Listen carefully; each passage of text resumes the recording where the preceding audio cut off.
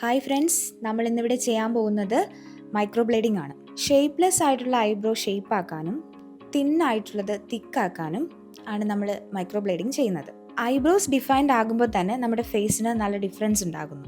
ഇന്ന് നമ്മൾ തിന്നായിട്ടുള്ളതും ലെങ്ത് കുറഞ്ഞതുമായ ഐബ്രോയാണ് തിക്കാക്കാനും ലെങ്തി ആക്കാനും പോകുന്നത്.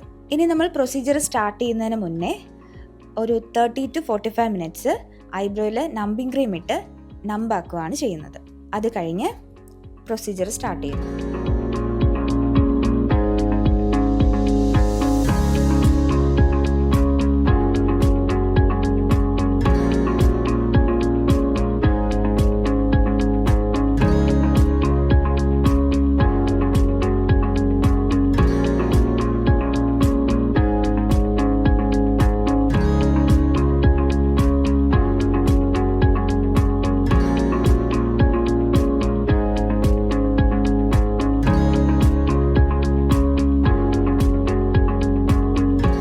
ഇനി പ്രൊസീജിയറിന് ശേഷം നമ്മൾ ശ്രദ്ധിക്കേണ്ട കാര്യങ്ങൾ: ആഫ്റ്റർ ഒരു 3 days നമ്മൾ ഐബ്രോസ് നനയ്ക്കാൻ പാടില്ല.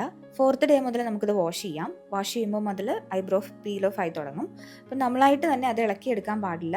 ഇത് തന്നെ പീൽ ഓഫ് ആയി പോകുന്നതാണ് ബെറ്റർ. ഇതൊരു പെയിൻലെസ് ട്രീറ്റ്മെൻ്റ് ആണ്. പ്രൊസീജിയർ ചെയ്തതിന് ശേഷം നമുക്ക് ഇതൊരു 3 to 5 years വരെ ലാസ്റ്റ് ചെയ്യും. അപ്പോൾ ഇടയ്ക്ക് എവിടെയെങ്കിലും ഫെയ്ഡ് ആയിട്ടുണ്ടെങ്കിൽ നമുക്കിത് റീടച്ച് ചെയ്യാവുന്നതാണ്.